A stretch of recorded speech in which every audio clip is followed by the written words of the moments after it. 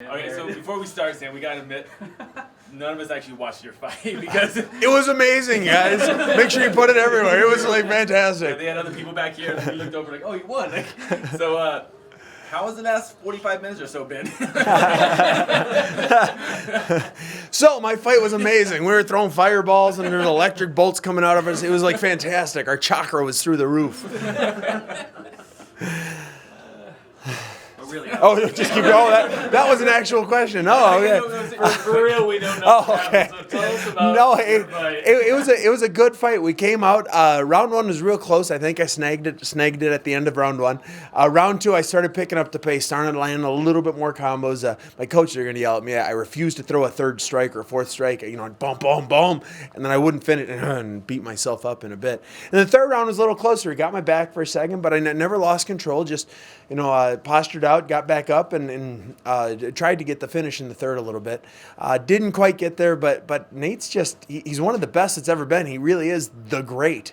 He threw some bombs. He's got some heavy heat, and his ground game is unmatched by almost anyone. So it was really an honor to be in the cage with him. And after all, he was my coach on The Ultimate Fighter. I got to fight my coach. How cool is that? I mean, nobody gets that, and I was one of the chosen.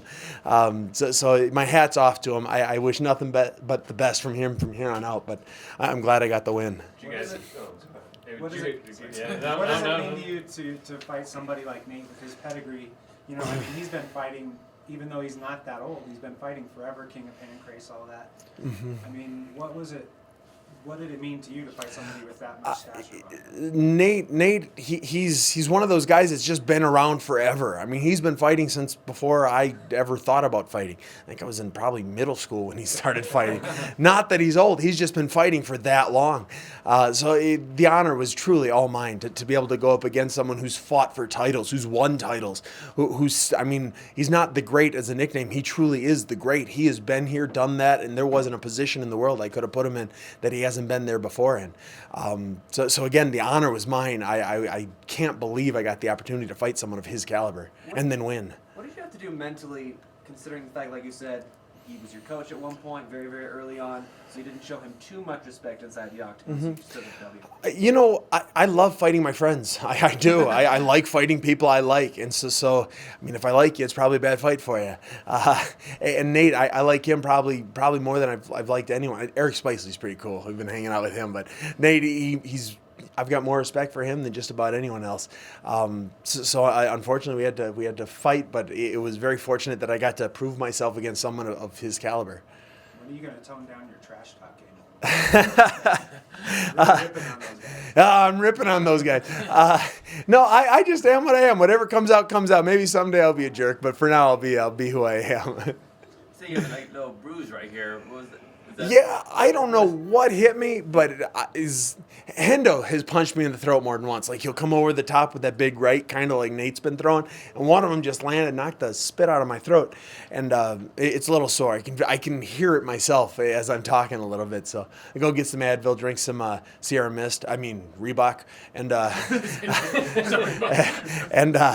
I'll go from here. You had a pretty good win streak going. Where do you think this takes you? This is my fourth fight in a row in the UFC of winning. That's my biggest streak ever. And I want to keep it going. I want to keep fighting. I want to fight soon. I think Houston's in 2 weeks or next week. And after that they'll be in Vegas. And then they've got something down in Brazil. I want to get on them. I do. Something you might not know, but I'm very aware of, is I just tied the record for most fights in 1 year's time. I want to beat that record. I've tied it with, it's Roger Huerta, Cowboy Cerrone, and Neil Magny are tied at 5 in a year. I want to get 6. And I've got till June 18th to get 6. So it's going to happen. I'm going to beat the record. I'm going to be the most active fighter in UFC history. And hopefully I can get to 7, 8, 9 by June.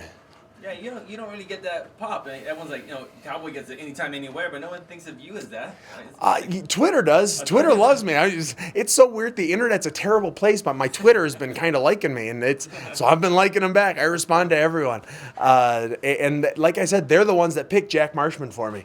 I was going through Jotko. He's a stud, but everybody wants to see the Marshman, at least on my Twitter, and I suppose his Twitter too.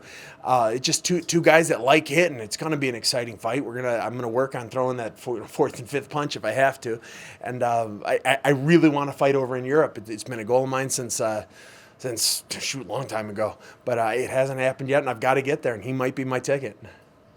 Did you speak to Nate at all after the fight? Not yet. I will. In the cage a little bit, but if he's anything like me after a loss, I don't want to talk to anyone. The guy just fought. As much as I respect him and all that, I'll give him some space, and I'm sure I'll bump into him in the hotel or somewhere. Hopefully I get to train with him again because he really is one of the best coaches in MMA. Thanks very much. Hey, thank you guys. Great fight. Great fight. That was an awesome fight. Yeah, fireball. That was good. Thank you guys. Thanks, Sam.